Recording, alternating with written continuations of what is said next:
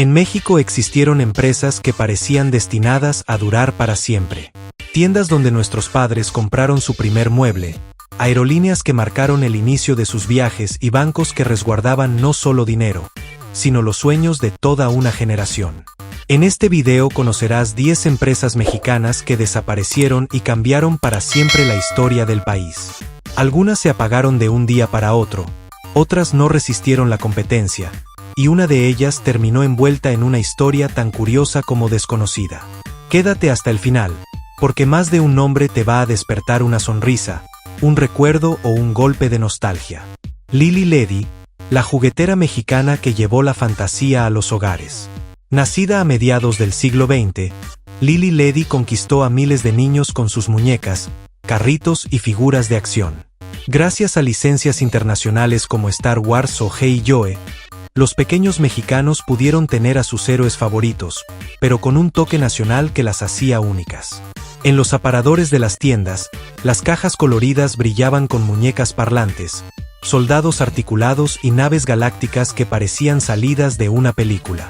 Abrir una caja de Lili Ledy era, para muchos, abrir una puerta a tardes enteras de imaginación, entre patios, azoteas y pisos de sala convertidos en campos de batalla o mundos espaciales. Pero la magia empezó a desvanecerse en los años 80. La crisis económica, la apertura comercial y la llegada de gigantes extranjeros golpearon sin piedad a la industria nacional. En 1985, Lili Ledy cerró definitivamente sus puertas, y aquellas cajas que guardaban sueños desaparecieron de los estantes. Hoy, las figuras Lili Ledy son piezas de colección que alcanzan precios altísimos en subastas. Sin embargo, su verdadero valor no está en el dinero, sino en la memoria. Son el recuerdo de una infancia en la que bastaba un juguete para sentir que todo era posible. ¿Tú recuerdas cuál fue tu primer juguete de Lili Ledy? Vital, el banco que representó la modernidad mexicana. Fundado en 1981 tras la fusión de varios bancos regionales, Vital nació con una idea clara: acercar los servicios financieros a las familias. Sus sucursales eran modernas y luminosas, con cajeros automáticos que parecían tecnología del futuro. Para muchos mexicanos, Vital fue su primer acercamiento al sistema bancario. Ahí abrieron su primera cuenta de ahorro, tramitaron un crédito para comprar su coche o pagaron los estudios de sus hijos. En los años 90, el banco destacó por sus campañas publicitarias y su apuesta por las nuevas generaciones. Fue pionero en tarjetas de débito y programas para jóvenes y emprendedores. Sus comerciales mostraban un México optimista, con familias confiadas en el progreso y un futuro sólido. Pero ese futuro cambió con la globalización financiera. En 2002, HSBC adquirió Vital, y 2 años más tarde, en 2004, el nombre desapareció oficialmente de las calles. Hoy, Vital se recuerda como el último gran banco mexicano en desaparecer, símbolo de una época en la que el sistema financiero todavía se sentía cercano, humano y sobre todo, nacional. Y si Vital representaba el futuro, el siguiente nombre nos transporta a la fantasía y a los recuerdos más felices de la niñez. Reino Aventura, el parque que marcó a millones de familias. Inaugurado en 1982 en la Ciudad de México, Reino Aventura fue mucho más que un parque de diversiones. Fue un lugar donde la imaginación cobraba vida. Entre montañas rusas, espectáculos, desfiles y pueblos temáticos, brillaba una estrella que conquistó al mundo entero: Keiko, la orca. Las familias recuerdan las excursiones escolares, los globos de colores, los gritos de emoción y el eco de las risas mezcladas con la música. En 1993, con el estreno de Liberen a Willy, el nombre de Reino Aventura cruzó fronteras. Ahí vivía Keiko, la orca mexicana que se volvió ícono internacional. Pero todo reino tiene su final. En 1999, el parque fue vendido a Premier Parks, y en el año 2000 reabrió bajo un nuevo nombre: Six Flags México. Desde entonces, Reino Aventura solo vive en los recuerdos. Para muchos, fue el escenario de sus primeras citas, de cumpleaños inolvidables y de fines de semana familiares llenos de emoción. Mencionar su nombre aún provoca sonrisas y una punzada de nostalgia. Y si Reino Aventura fue sinónimo de fantasía, El siguiente nombre nos devuelve a la realidad de un México que confió su futuro a un banco que parecía eterno. Serfín, el gigante financiero que marcó toda una era. Fundado en 1926, Banco Serfín se convirtió en sinónimo de confianza para millones de familias mexicanas. Sus sucursales, con ese logotipo azul y rojo tan característico, estaban presentes en casi todas las ciudades del país y transmitían una sensación de cercanía y estabilidad.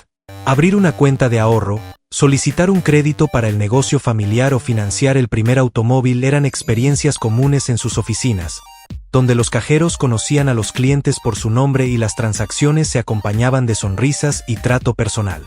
Las campañas publicitarias de Serfín reflejaban un México optimista, cálido y familiar.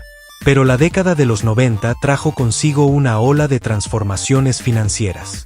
Las fusiones internacionales y la globalización del sistema bancario cambiaron por completo las reglas del juego. En el año 2000, Santander adquirió Serfín, y poco a poco aquel nombre tan arraigado desapareció de las fachadas, absorbido por la marca española.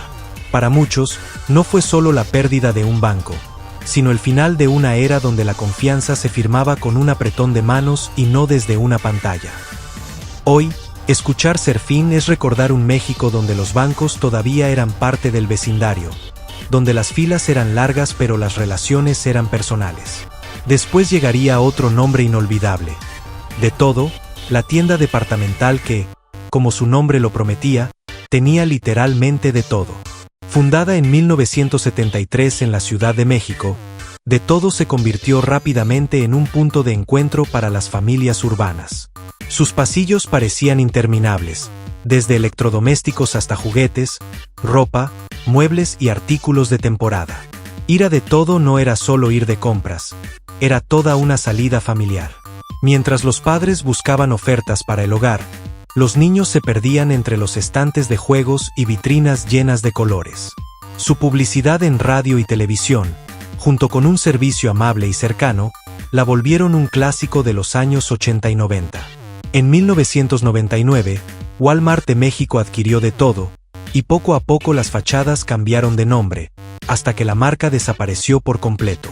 Hoy, cuando alguien menciona De Todo, muchos recuerdan aquellas tardes de paseo entre góndolas infinitas, el olor a nuevo, la emoción de elegir algo especial. Era un concepto simple, pero poderoso, un solo lugar donde podías resolverlo todo. Y esa simpleza, con el tiempo, se volvió nostalgia pura. Otro nombre que forma parte de esa memoria colectiva es Luz y Fuerza del Centro, la empresa que literalmente iluminó la vida cotidiana de millones en la capital. Creada en 1932, Luz y Fuerza del Centro fue la encargada de llevar electricidad a la Ciudad de México y su zona metropolitana durante buena parte del siglo XX. Hogares, escuelas, fábricas y hospitales dependían de su servicio. Pagar el recibo en sus oficinas era casi un ritual familiar, y ver a las cuadrillas trabajando en los postes formaba parte del paisaje urbano. Los trabajadores de Luz y Fuerza eran reconocidos por todos. Sus camionetas, los cascos amarillos, los uniformes azules, eran símbolos de una ciudad que se movía gracias a su labor.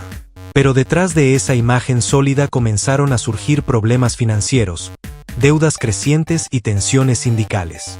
El 11 de octubre de 2009, el gobierno federal decretó su extinción. De un día para otro, más de 40,000 empleados quedaron fuera.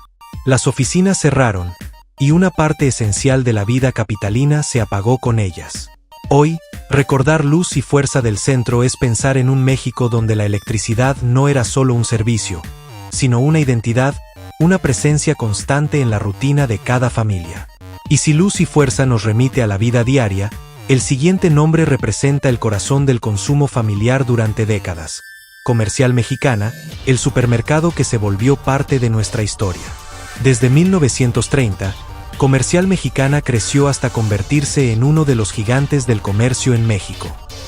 Sus tiendas mega eran auténticas catedrales del consumo, con pasillos enormes, promociones que sonaban en la televisión y el inconfundible eslogan: ¿vas al súper o a la comer? Para miles de familias, ir a Comercial Mexicana era un ritual de fin de semana. Pasear entre los pasillos, Elegir juguetes en Navidad o buscar las ofertas del Pelícano Naranja formaba parte de la rutina nacional. Era más que un supermercado, era un paseo, una tradición. Sin embargo, las crisis económicas y varias decisiones estratégicas fallidas golpearon fuerte. En 2015, Soriana compró más de 150 tiendas, y para 2016 el nombre Comercial Mexicana desapareció casi por completo. Solo una parte del grupo sobrevivió bajo el nombre La Comer, pero el icónico Pelícano dejó de volar en la mayoría de las ciudades. Hoy, escuchar Comercial Mexicana es como abrir una ventana a los domingos familiares, a los carritos repletos y a los jingles que todavía resuenan en la memoria. Y si La Comer fue un símbolo del consumo, la siguiente empresa fue el reflejo de la esperanza social. Conasupo, la institución que llevó alimentos básicos a millones de hogares. Fundada en 1961, la Compañía Nacional de Subsistencias Populares nació con un propósito claro: que ningún mexicano se quedara sin lo esencial en su mesa. En sus bodegas verdes y blancas, millones de familias encontraban arroz, frijol, aceite y leche en polvo a precios accesibles. Para muchos niños de los 70 y 80, la leche de liconza era tan parte del día a día como el recreo en la escuela. Conasupo no solo vendía barato, era un símbolo, la idea de que el gobierno estaba ahí, garantizando el abasto popular, cuidando que el hambre no tuviera espacio en el país. Pero con el paso del tiempo, Conasupo empezó a mostrar grietas en su estructura. Los procesos se volvieron lentos, las bodegas se deterioraron y la corrupción comenzó a manchar su imagen. El golpe más duro llegó en 1988, cuando estalló el escándalo de la leche en polvo importada de Europa tras el accidente de Chernóbil, un episodio que dañó severamente la credibilidad de la institución y que muchos mexicanos aún recuerdan con desconfianza. A finales de los 90, los problemas financieros y administrativos fueron insostenibles. En 1999, Conasupo fue oficialmente disuelta, cerrando casi 4 décadas en las que millones de familias dependieron de sus productos para llenar la despensa. Hoy, su nombre evoca un México distinto, uno donde bastaba entrar a una bodega pintada de verde y blanco para sentir que el alimento estaba garantizado. El siguiente nombre pertenece a una aerolínea que cambió la forma de viajar. Aviaxa, la compañía que hizo que volar dejara de ser un lujo reservado para unos pocos. Fundada en 1990 en Monterrey, Aviaxa nació con una propuesta atrevida: ofrecer boletos de avión a precios accesibles. En un país donde volar se consideraba un privilegio, su llegada fue una revolución. En cuestión de años, miles de mexicanos pudieron mirar las nubes desde una ventanilla sin tener que gastar una fortuna. Sus aviones, de color azul y blanco, comenzaron cubriendo rutas en el norte del país, pero rápidamente ampliaron su alcance a destinos nacionales e incluso internacionales.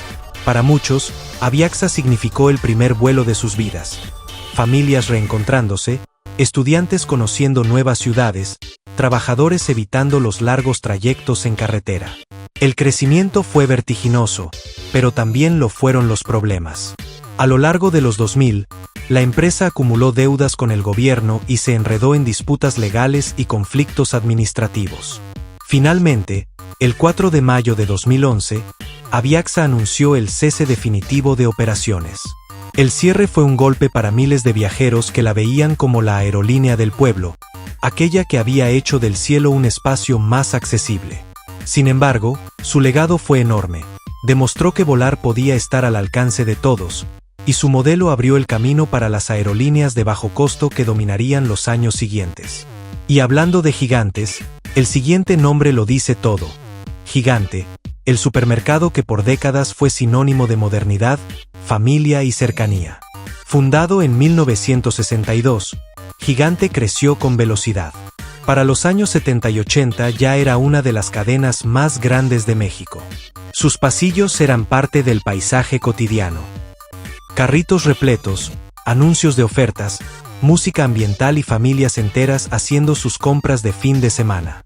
Era un lugar donde se podía encontrar de todo, desde útiles escolares hasta el primer televisor del hogar. Competía directamente con Comercial Mexicana y Soriana, y en su punto más alto llegó a tener más de 200 tiendas en todo el país. Sus campañas publicitarias buscaban transmitir modernidad, pero también calidez, cercanía, identidad mexicana. Gigante no solo vendía productos, vendía una experiencia familiar. Sin embargo, en 2007 llegó el final. Soriana compró 204 de sus sucursales, y en cuestión de meses el nombre Gigante desapareció de las fachadas. Para 2008, aquel letrero rojo con letras mayúsculas dejó de formar parte del paisaje urbano. Lo curioso es que el grupo Gigante no desapareció por completo. Continuó operando en otros giros como Office Depot, Tox y Radio Shack, pero sus supermercados, esos donde tantas familias hicieron sus compras semanales, quedaron solo en la memoria.